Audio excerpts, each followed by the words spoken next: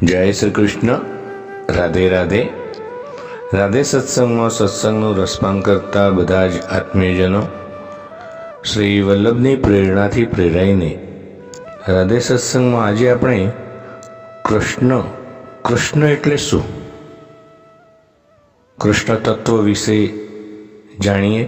પરંતુ તે પહેલાં આપે રાધે સત્સંગ ચેનલને સબસ્ક્રાઈબ ન કરી હોય તો સબસ્ક્રાઈબ કરશો, જેથી નિત્ય સત્સંગની જાણ આપને થઈ શકે.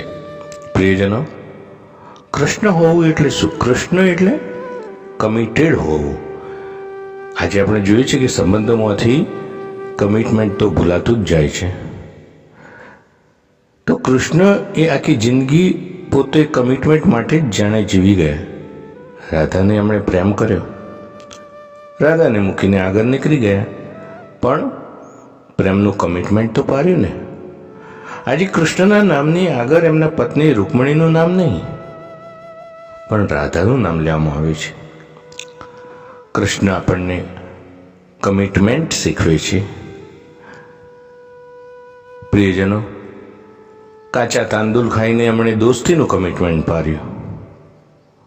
સંબંધોમાં મોટા ભાગે ઈગો હોય ને, તે ઈગો બાજુ ઉપર મૂકવો પડે.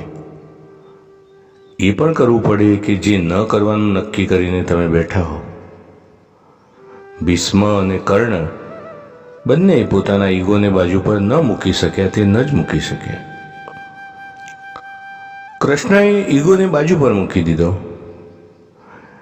ભીષ્મએ પોતાની પ્રતિજ્ઞા પાલનનો ઈગો બાજુ પર મૂકીને જો રાજગાદી સંભાળી લીધી હોત તો કુરુવંશનું નિકંદન ન નીકળ્યું હોત. આ કર્ણનું કમિટમેન્ટ કૌરવો માટે ન હતું, એના દાનવીર હોવાના ઈગો માટે હતું. એણે જો કવચ કુંડળ દાનમાં ન આપી દીધા હોત તો કૌરવ જીતી ગયા હોત. કૃષ્ણ જ એકમાત્ર એવા હતા કે જેમણે પાંડવ માટે પોતે જ લીધેલી પ્રતિજ્ઞા તોડી અને ચક્ર ઉચકીને મારવા માટે દોડી ગયા. તો કૃષ્ણએ દ્રૌપદીની સાથેના સંબંધો પણ એટલા જ કમિટમેન્ટ સાથે નિભાવ્યા હતા.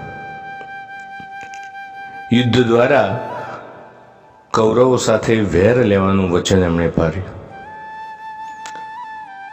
દ્રૌપદીના હજારો ચીર પૂરીને એના પ્રત્યે કમિટમેન્ટ રહ્યા. તો યુદ્ધ વખતે પોતાની સેના મોકલી અને એમણે દુર્યોધનને આપેલું કમિટમેન્ટ પાડ્યું. એ રણ છોડીને ભાગી ગયા, કારણ કે તે જાણતા હતા કે જરાસંઘ ચઢાઈ કરશે અને પ્રજાને શાંતિથી જીવવા નહીં દે.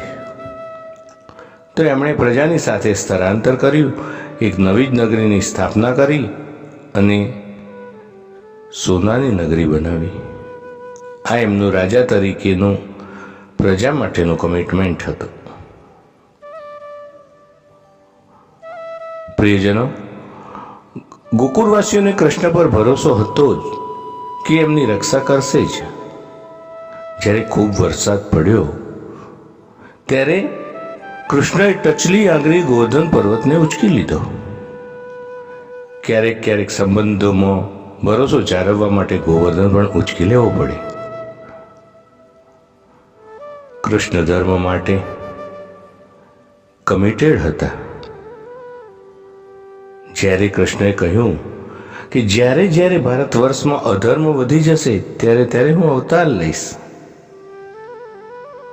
યદા યદા હિ ધર્મસ્ય ગ્લાનિર્ભવતિ ભારત અભ્યુત્થાનમ અધર્મસ્ય તદાત્માનમ સૃજામ્યહમ પરિત્રાણાય સાધુનામ વિનાશાયશ્ચ દુષ્કૃતામ ધર્મ સંસ્થાપનાર્થાય સંભવામિ યુગે યુગે. સંબંધોના ટકી જવા અને એમના જીવી જવા પાછળ સૌથી અગત્યની ચીજ છે તો એ છે કમિટમેન્ટ. જેને પણ પ્રેમ કરો એને કમિટેડ રહો. કૃષ્ણ સંબંધોમાં કમિટમેન્ટ શીખવે છે. સંબંધોમાં કમિટમેન્ટ, તેનું નામ જ કૃષ્ણ છે.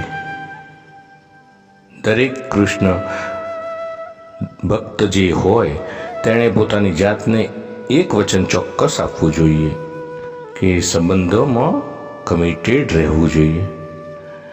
તો પ્રિયજનો, આ સાથે આજના સત્સંગને શ્રી વલ્લભના ચરણોમાં સમર્પિત કરી અત્રે વિરામ લઈએ.